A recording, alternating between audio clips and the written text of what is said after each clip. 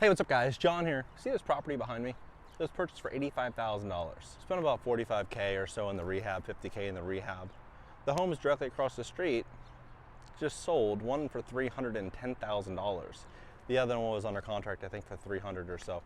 But you take a look at this house and this house compared to this property. This one has a large 2-car detached garage and the lot directly next door. And so if they were both to go on the open rental market, they'd rent for about the same.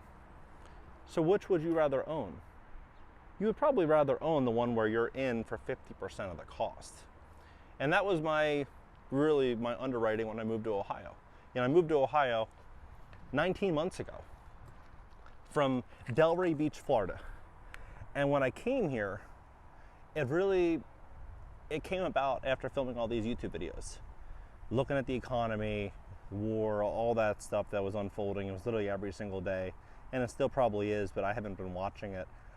And thinking, okay, well, if you truly believe what you're saying, John, what are you doing about it? You're just talking about it, you're looking, but the action isn't there. So I sold my place in Florida. We did a cross-country drive, drove to literally every single city in America, spent almost 2 months on this drive. We came into Cleveland. I'm like, Cleveland is the spot. This is the future. Sold our place in Florida. I started buying houses personally in Cleveland. And then I bet every single penny that I have. And we moved here into an Airbnb. Now imagine being in Florida, kids are in activities, you have the wife there, and then saying, look, I'm gonna move a 2-year-old and a 4-year-old in the dead of winter and my wife into an Airbnb in Cleveland and try to start a real estate business, and bet everything, bet everything. Most people would say, that's insane, that's crazy. To me, it would be crazy not to do it, because the biggest fear that I have is 3 years, 5 years, 10 years to go by, and to look at my life and say, if only I made that one decision, everything would have changed. You hear that all the time where people are saying, oh, I heard about NVIDIA or Amazon, but I didn't invest, or I should have invested, I should have did this. I felt the same thing with Ohio. If I didn't do it, it would be a really, really big problem down the road, looking at myself in the mirror. And so now, inside of 19 months, we're at 150 houses. 150 houses inside of 19 months. We have a total construction crew with GCs and subs, probably about 100 people. And then we have customer service, support team, property management. We have the finance department, and then lawn care, demo, tree service. You start adding in everything else, you probably have another 30 people or so, 20, 30 people. So when you have a team of that size inside of 19 months, you go through a lot of character defining moments. You're really kind of breaking yourself down and rebuilding yourself every quarter, because you go through so much. Because for you to actually have a team of that size, you have to go through 2 or 3 or 4x that amount of people. Because the big challenge in Cleveland is finding very reliable people, especially on the construction side. So for every one good guy that you get, you're going to go through 2 or 3 or 4 bad ones, right? People trying to scam you, things like that. And so it's been a lot of work, putting in 80-hour plus weeks for 19 months. And I'm more than grateful for us to have what we have after going through all that, for every single quarter to just be better than the quarter before. So in this video, I'm going to walk you down this street. We own about 25% or so of this street now. This isn't the only street, by the way, that we own 20-25% of the street. There's probably, inside of a 2-mile area where we are, there's probably half a dozen streets where we own 20-25% of the street. And it's not like we're some BlackRock or Blackstone or one of these big corporations. How the business is structured is the investors own their properties 100% in their own name, and we help find that asset, we help renovate that asset, place that tenant, offer the management services. Right? The investor owns the property, and of course I own some myself as well. And we kind of build this up together. And the way in which I underwrote this was like, if I can find the right deals, selling the deals is easy, right? But finding the deals is key. So when we went into advertising, I wasn't like, oh, I'm gonna advertise slightly. I'm like, I'm gonna go all in and be the biggest, be the best. And so in Ohio, we are by far the largest real estate advertiser in the state. In Cleveland, literally everybody knows me. I'm not saying this is like, bragging or anything. I'm just being honest. Like, literally everyone knows me because we have these signs out front of more than 100 houses. We have dumpsters that are painted that people see on the commercial streets. We have posters on the commercial streets. We have billboards on the highways. Like, people are seeing us all day long. Everywhere they go, they're seeing my face. And my wife's like, she was talking to me about this yesterday. She's like, why do you have to have your face on the billboards, John? Like, let's not do the billboards anymore. It's getting concerning because of how many people come up to us. Like, my wife's mom came into town and we went to a pizza shop, and just for a pickup order, inside of like a 5-6 minute window, 7 minute window, as we wait for this pickup order, 3 different groups came up to us. 3 different groups saying, hey, I love your billboards, or like they have a comment about the billboards, or someone's filming me. There was another couple filming me that is not included in those 3 groups. So really 4 people inside of that pickup order. One of the 3 groups though asked my wife for her phone number to get her kids together with our kids. That's my wife, like that's pretty weird. Don't do that. Like, we don't know that lady, and we're not gonna do it.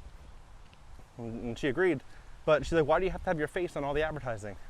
And I said, because if you look at all the real estate companies, it'll be like Cleveland Home Buyers or ABC Home Buyers or something like that. Nobody remembers that, but a face is what they'll remember. That's the brand that can't be confused with anyone else.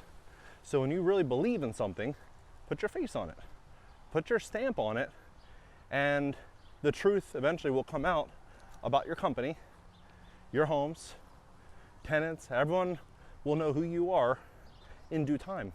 So my thought was, put the face on all the signs, advertise like hell, buy homes, good homes, on great streets at incredible prices. That's what we want. We want to buy those homes that fit that category. Here's another one. This one's Section 8. And then we also just bought the house 3 doors down. This one actually we acquired. The tenant was already in the house, but the tenant's actually a really good tenant. But we acquired with tenant in place. This one right here.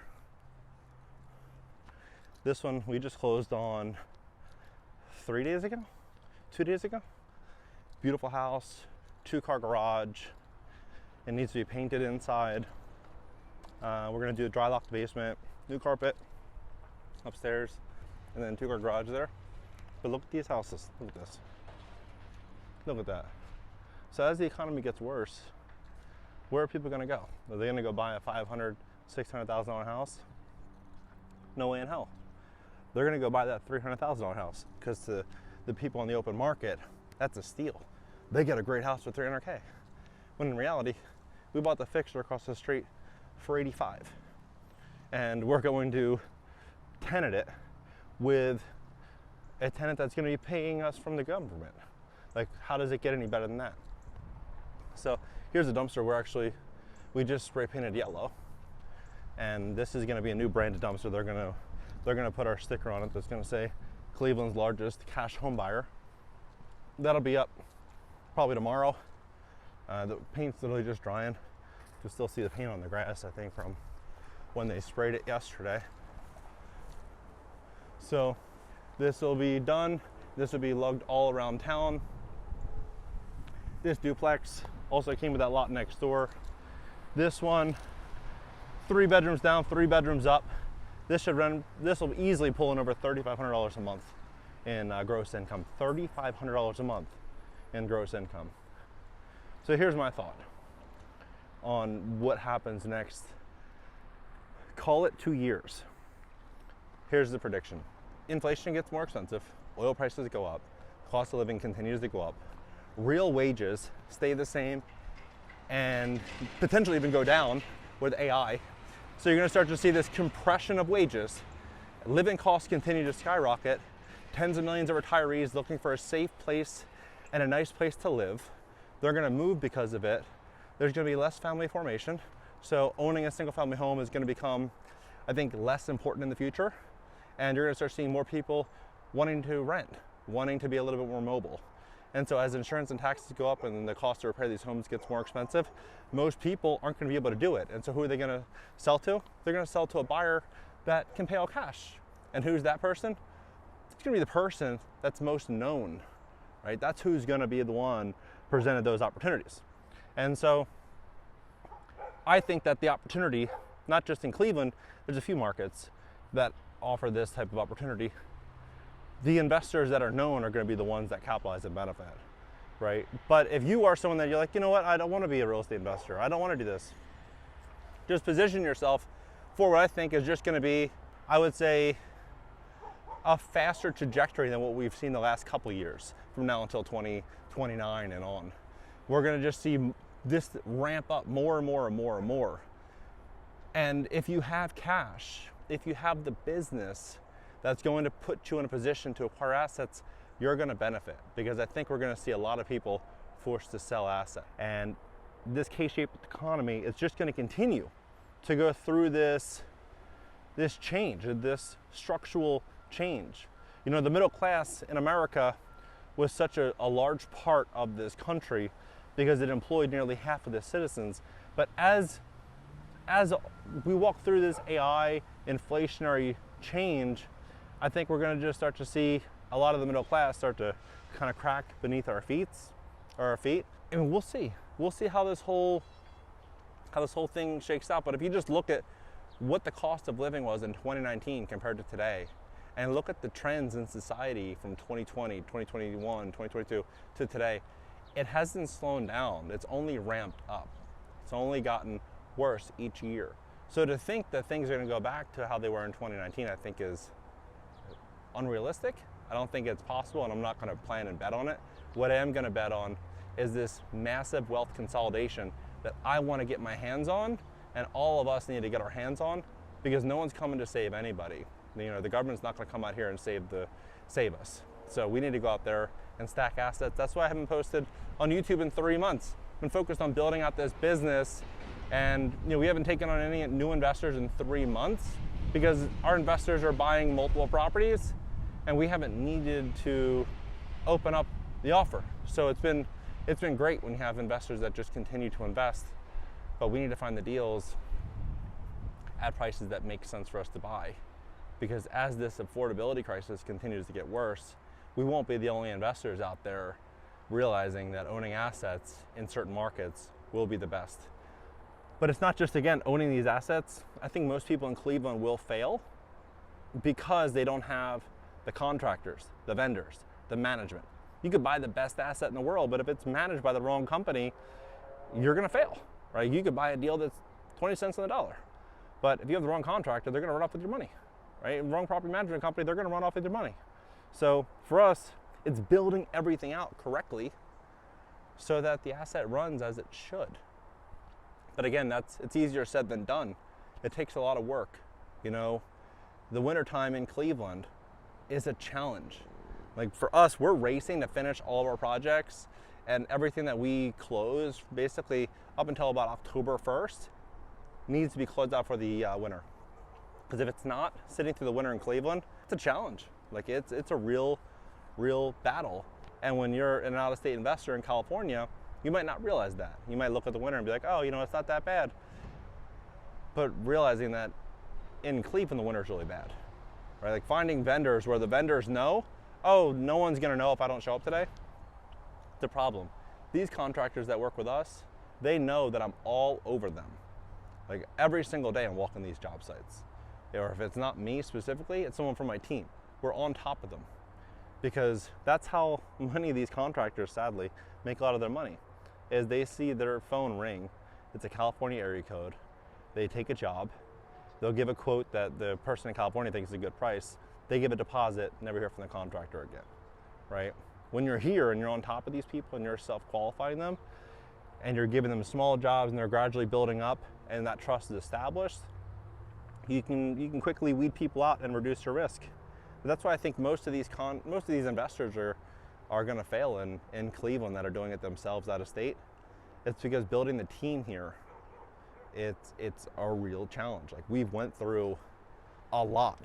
Like, for us to be where we are right now, I think 99 out of 100 people would have quit because of the amount of stress that you deal with when you have 150 properties acquired and renovated, most of which are renovated. There's still some that we're under construction right now. But you have that many houses through 2 winters, going through hundreds of people and building. I mean, we bought our headquarters in downtown Cleveland, did a full gut renovation with staff in it now. So like, we went through a lot to get here, and I think we're gonna go through a lot more to get where we're going next, and I couldn't be more excited about it because I believe in this. $100,000 buying a house in a neighborhood like this for 100K? You can't beat that. Compared to the new construction, people are spending $300,000, $400,000, $500,000. How many people can afford to buy that house 2, 3, 4 years from now? We'll have the down payment money. Not many. We're renting. Renter nation coming. Own assets. You get left behind. What do you think about this? Let's have a conversation. I'll catch you next video.